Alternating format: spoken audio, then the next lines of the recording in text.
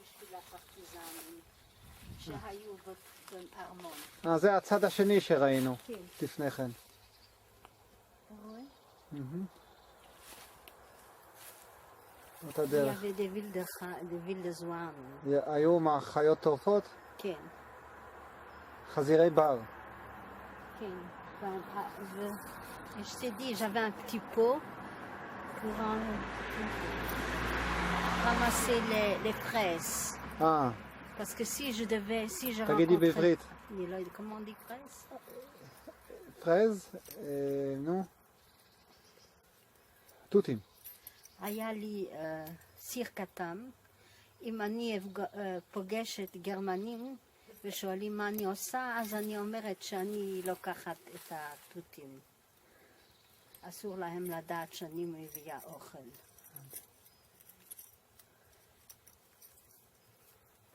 Ici tu vois bien? אתה רואה טוב? אתה רואה באיזה יער שאני נכנסתי בגיל 5?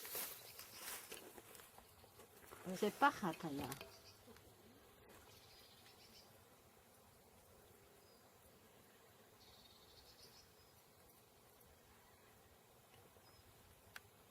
זה היה שחור, אתה רואה? את זה.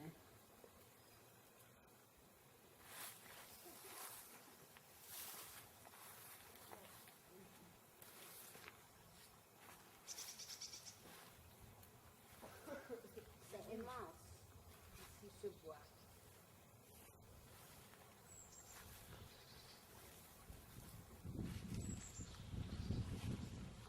את אומרת ששם בצד שני היה חווה? מה? בצד שני פה בדרך הזאת הייתה חווה?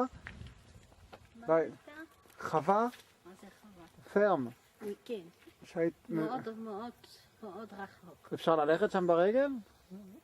כן, אפשר. את רוצה קודם להיכנס לעיירה. C'était ici qu'il y avait une fille juive qui était cachée aussi. Ah oui? Cette maison? פה בבית הזה היה עוד יהודייה? כן. Elle était cachée ici. ואיך ידעת מזה? מה? איך ידעת מזה? אני ידעתי, היא הלכה לבית ספר איתי. והיא דיברה איתך? כן, כן, היא דיברה איתי. ודיברתם על הגורל שלכם? זה אני לא זוכרת. ועד כמה היא הייתה? היא הייתה בגילי, היינו ביחד בכיתה. ושנינו לא היינו צריכים להתפלל. ואת זוכרת, את זוכרת איך קראו לה? לא, נדמה לי שרלוט, אני לא בטוחה. אחרי המלחמה לא פגשת אותה? לא. זה אני כבר לא זוכרת. זה מילה. אני לא זוכרת. פה כתוב וילה לאופולט. אני לא זוכרת את זה. זה מעניין שיש לו שם של וילה לאופולט, על שם המלך. אני לא זוכרת. ואיך זה שלא הייתם צריכים להתפלל?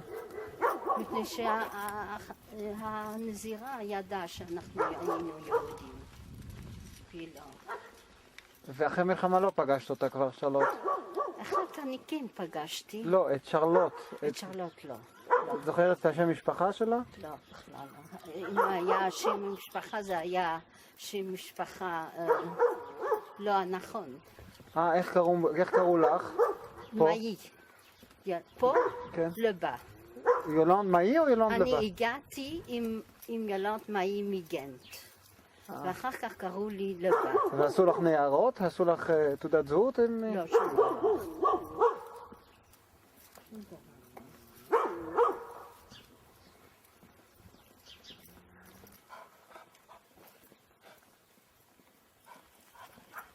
נתנו הרבה ירקות מהגן.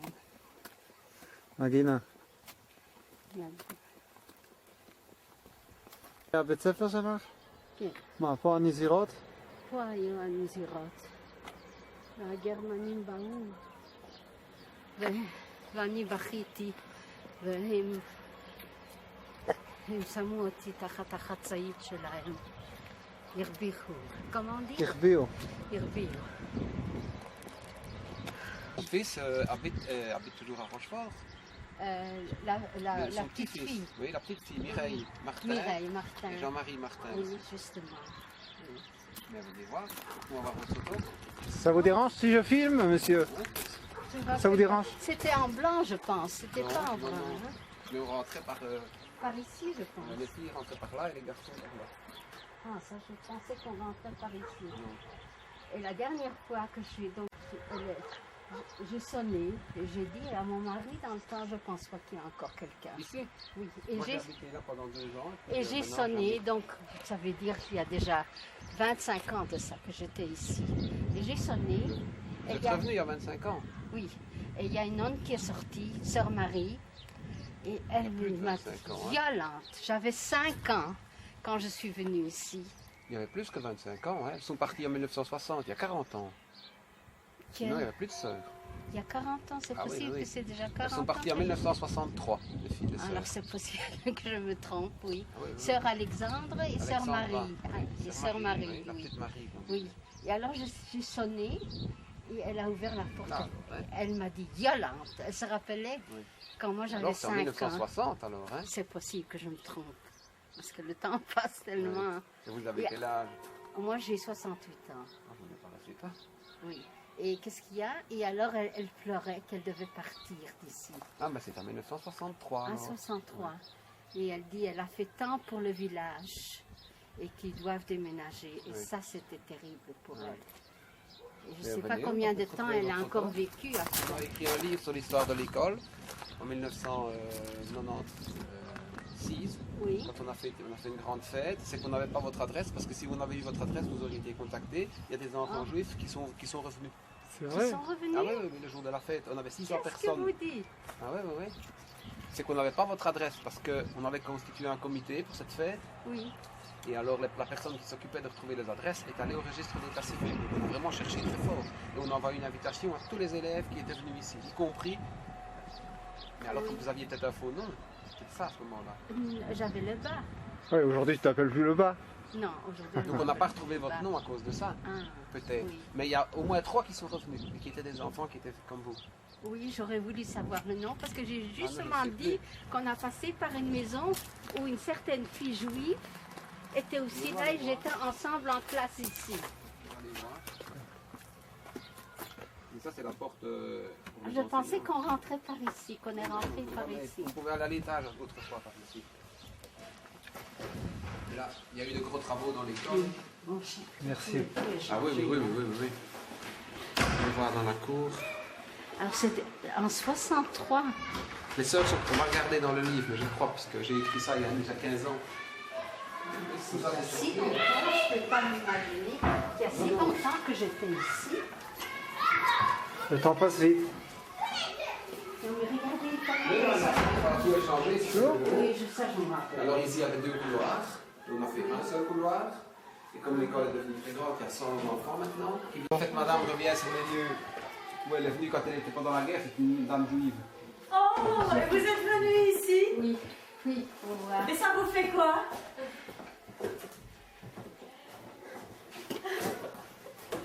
Oh, dis donc. Oh, madame. Madame s'est protégée. Oui, il était accueilli chez les parents de Jean-Marie, donc les grands-parents de. Chez le bal. Chez le bas. C'est-à-dire que c'était les parents. François? Non, non, rien à voir. De Jean-Marie Martin. La maman chez Martin. La maman de était Jean-Marie. ici? Oui, elle était ici. Oui. Oui. La maman de Jean-Marie Martin, elle habitait ici. Chez le bas. Vous êtes Jean-Marie, venu à elle- l'école ici? Elle était Chez les accueillie. nonnes. Ah oui. Et il y a 40 ans, je suis venue ici. Je voulais voir s'il y avait quelqu'un. Il y a une nonne, Marie, qui ouvre la porte. Et elle me dit, Yola. J'avais 5 ans. Et alors elle me dit, tu te rappelles? Moi j'étais trop petite. Les Allemands sont arrivés et tu pleurais. Et j'étais cachée en dessous de ma jupe. Elle m'a montré où le banc où j'étais assise. Marie ici?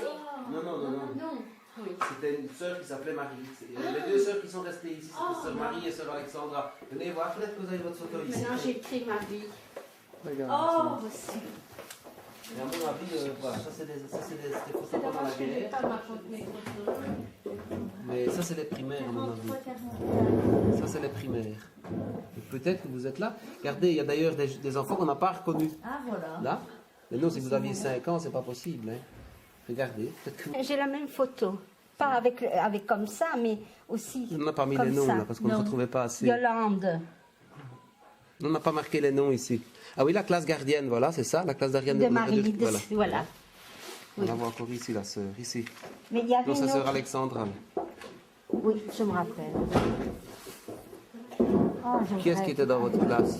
Il y avait une autre fille juive qui était à côté de moi aussi, mais je ne la vois pas. Je pense qu'elle s'appelait Charlotte, si je ne me trompe pas. Oui, c'est moi.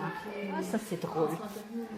Tu prends, tu sais bien prendre. Mais je vais vous offrir le livre, assurez-vous. Oh, je oh, Attendez, regardez si c'est pas de parce que l'école. moi, je fais. Non, sinon, oui, voilà, je vous l'offre. Je regarde si Oh, c'est pas le c'est cachet de très l'école. gentil. Voilà, c'est pour vous. C'est les livres qu'on a édités à l'anniversaire de l'école. Et on a remis toutes des anciennes photos. Mais je ne sais pas qui y a sur cette photo. C'est des enfants qui sont nés en... Vous êtes nés en quelle année alors, pour rappeler En aussi 37. 37. Donc vous avez 60. Qui serait sur cette photo-là? Marie-Claire qui est dans la cour est trop jeune. Hein. Je me demande si elle n'était pas une fille jolie, celle-ci. 68, ben c'est la même chose, ça c'est... Attends, vous savez qu'on va descendre près de la dame qui est dans la cour? Il y a peut-être des gens qui vivent encore là-dessus pour aller leur dire. Voilà. Il en reste quelques-uns.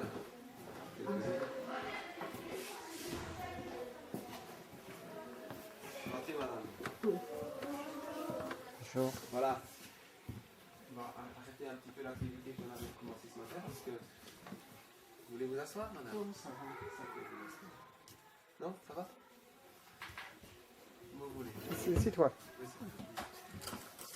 Je vais vous introduire quand même un petit peu. Hein. Je vais introduire un peu. Voilà. Donc, madame, elle est venue ici à l'école avec, je ne sais pas qui vous êtes. Le fils, le fils. Son fils, avec son fils. Il voyait qu'il filmait, il me demandait pourquoi il filmait les parents, etc. En fait, madame est venue ici à l'école quand elle était toute petite. Je vais vous montrer, dans vous avez vu certains livres qu'on avait réalisés sur l'école, mais vous étiez encore tout petit à ce moment-là. Et là, on a regardé, on a retrouvé sa photo. Là, sur une très vieille photo de 1943. Ici. Elle s'est reconnue tout de suite, elle est là. Madame a une histoire particulière.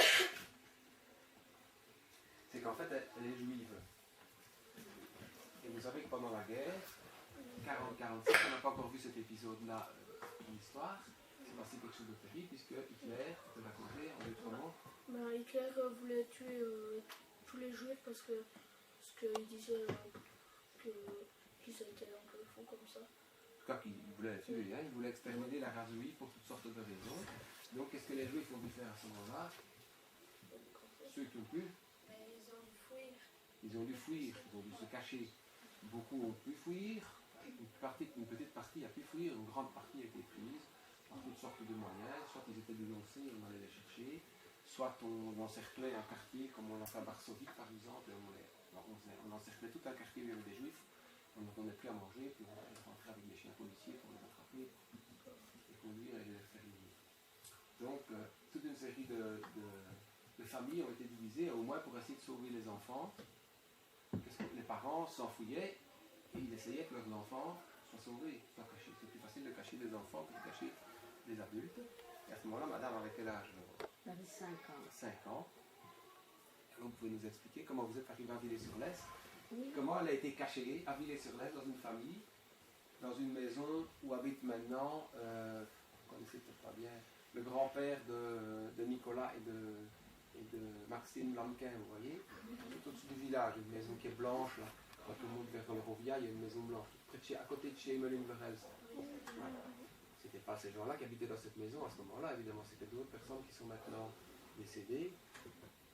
Et c'est dans cette maison qu'elle a été hébergée, et alors, évidemment, les enfants ne pouvaient pas rester dans la maison tout le temps, ils devaient venir à l'école, et surtout faire semblant d'être belges. Donc ils avaient souvent un faux nom, pour ne pas qu'on sache qu'ils étaient juifs, parce que si les Allemands avaient su qu'ils étaient juifs, ben, non seulement on les aurait attrapés, mais aussi on aurait emprisonné et sans doute tué des gens qui qui les cachaient évidemment, hein, parce qu'ils étaient aussi à ce moment-là des traîtres. Pour les Allemands, soi-disant, c'était des traîtres. Et ça a duré toute la durée de la guerre. Et heureusement, grâce à ces gens, toute une série de personnes ont pu échapper de ce massacre tout à fait injuste. Tout à fait injuste. Et d'ailleurs, ces personnes qui ont sauvé les Juifs comme ça, les enfants ont été récompensés par après. Elle va vous expliquer tout un petit peu. Oui, il y a un certain colonel, ça veut dire j'avais un oncle qui avait des relations avec la reine Elisabeth et il était aumônier de l'armée belge. Alors un colonel, donc belge, qui a pris 10 enfants juifs et il a porté ici à Villiers-sur-Lesse et tous les enfants étaient par terre et chacun du village pouvait prendre un enfant qu'il voulait. Alors il y a une certaine dame qui est venue me chercher et quand je suis arrivée à la maison, j'ai vu un homme en uniforme et j'ai commencé à pleurer. J'ai dit je ne veux pas aller chez ce sale allemand. Alors cet homme en uniforme m'a pris sur ses genoux et il m'a dit que tu saches, je ne suis pas un Allemand, un sale boche comme on disait, mais je travaille pour le roi Léopold. Je suis forestier de tout le domaine du roi. Et il était pour moi comme un père. Après, donc, sa fille et lui m'ont sauvé, donc. Et il y avait un temps qu'il fallait, dans le château, il y a ici un château à Villiers-sur-Lesse, il y avait des partisans, vous savez ce que c'est des partisans? Ceux qui travaillaient contre les Boches. Les Allemands. Les maquisards. Oui, On n'a pas encore vraiment expliqué. je m'excuse. Oui. Alors moi je devais apporter dans le château tous les jours, comme on avait des vaches et on faisait soi-même le beurre et le pain, je devais apporter tous les jours par le bois. J'avais une peur terrible parce qu'il y avait des sangliers sauvages et je devais apporter à manger. Et je devais prendre un petit bocal avec moi et que si les Allemands venaient, je devais dire que je cueille des fraises. Donc je ne pouvais pas dire que j'apportais du manger aux partisans. Et comme ça, j'ai fait ça chaque jour. Jusqu'à un jour, il y a deux de la Gestapo, je ne sais pas si vous savez ce que c'est, 2 hommes de la Gestapo qui sont venus demander les clés pour entrer dans le château. Donc au monsieur où moi j'étais cachée, je l'appelais Papa Lebas. Et j'étais justement derrière lui. Et on a demandé les clés du château et la Gestapo est rentrée dans le château et il a déporté tous les gens qui étaient cachés dans le château, avec le curé du village aussi, dans le temps. Plus tard, quelques années après, donc, bon, beaucoup du village sont venus se cacher chez nous parce qu'on était en haut. Donc tout le village dormait par terre, ça je me rappelle toujours. Enfin, après la guerre, les Américains sont arrivés et ils ont de nouveau aussi dormi par terre. Et je me rappelle qu'il y avait un nègre qui m'a pris sur ses genoux et il jouait du piano et me donnait toujours du chocolat. Et Des soldats américains. des Américains, oui. Et quelques mois après, j'étais sur un petit vélo à 3 roues. Il y a 2 hommes qui sont arrivés et en une fois j'ai crié « Papa ». J'ai sauté sur un homme, je ne sais pas comment je l'ai reconnu parce que c'était 2 qui se ressemblaient. Et dans la maison, ils ont entendu des cris, ils sont sortis. Et alors mon père m'a raconté que ma mère, mes soeurs et frères, tous étaient à Auschwitz, gazés. Donc, c'était très dur pour moi. J'ai fait la recherche aussi, encore tout le temps, mais ils sont gazés, donc ils sont morts. Il y avait que votre papa qui a survécu. Oui. Il était attrapé aussi, mais il devait aller à Auschwitz. Il devait passer par chez les docteurs des Allemands et il n'a pas mangé toute la journée. Il a fumé toute la journée parce qu'il savait qu'il devait passer par les docteurs des Allemands. Et alors les docteurs ont dit ça vaut plus la peine de le prendre parce qu'il va mourir à chaque instant. Et comme ça il s'est sauvé. Mais aussi il a dû nettoyer les parcs et tout ça. Il a reçu des coups des Allemands, il est devenu aveugle d'un œil. Mais j'avais mon père quand même encore. Après, j'étais dans des pensionnats. Un Vous aviez pensionnat à combien de frères et l'autre. sœurs Vous aviez combien de frères et sœurs dans votre famille? 2 sœurs et un frère. Donc vous étiez 4 enfants. Donc j'en ai Oui. 4 enfants. Oui. Il reste plus qu'elle et son papa. Oui, c'était pas facile pendant la guerre. Mais je dois dire, j'étais ici, cachée chez le monsieur Lebas. Il était formidable pour moi, comme un vrai père. Et sa fille aussi m'ont soigné. Je n'oublierai de ma vie ça. Il n'y vit plus Et la personne. j'écris donc là-dessus. Il y aura bientôt un site sur le internet où il y aura marqué l'histoire de tous les enfants cachés. Donc, je veux qu'on sache ce qui s'est passé, comment on m'a soigné ici à Villiers-sur-Lesse. Voilà, une très belle histoire évidemment. Et alors vous êtes venu à l'école ici, c'est ça? Oui, je suis venue ici à Dans quelle l'école, classe chez les sœurs Marie. Sœur Marie et sœur Alexandre, ils étaient tellement gentils pour moi. Une sœur qui habitait aussi chez Marie, de religieuse, hein, et celle de la classe des petits, de gardiennes, et aussi des filles. Jusqu'à ce temps-là, les filles étaient séparées avec les garçons. La classe des filles, c'était où c'est la classe de Madame Marie-Pierre, et la classe des garçons, c'était celle de M. Jean-Marc. Et il y avait un grand mur entre les deux, vous ne pouvez pas aller dans une classe ou dans l'autre. Les garçons ils rentraient par là-bas, par la grille là-bas, et les filles elles rentraient par la grille ici. Et ce qui est plus de gardiens maternels, ils étaient dans la petite classe de Madame Marie-Pierre. Il n'y avait pas de classe ici, hein. Il n'y avait que 3 classes en tout. Une pour les garçons, pour tous les garçons primaires, de la première jusqu'à la 6e, une pour les filles, de toutes les filles, de première jusqu'à la 6e, et une pour les vétérinaires. Quand vous êtes venus, vous étiez en gardienne alors. Oui, oui. Sœur Marie, elle était institutrice de la classe des maternelles. Et sœur Alexandra, faisait la classe des filles. Elles habitaient chez Marie. Quand elles sont parties, quand elles ont été trop vieilles, elles sont parties et c'est Marie qui a habité. Ils ont beaucoup regretté qu'ils devaient partir d'ici. Je trouvais un peu scandaleux parce qu'ils ont tout fait, ils ont arrangé les cimetières et tout ça pour les gens. Ils ont vraiment fait tout ce qu'ils pouvaient pour Villiers-sur-Lesse. Et on les a, à cet âge-là, on les a donc fait déménager. Et ça, je ne trouvais pas comme il faut. Et ils pleuraient beaucoup. Vous voyez la maison où elle a été hébergée alors? Oui. Qui voit bien la classe? Toi, tu habites pas loin, hein? Vous voyez pas? C'est une maison blanche. Juste en face du chemin qui va chez Bouche, là.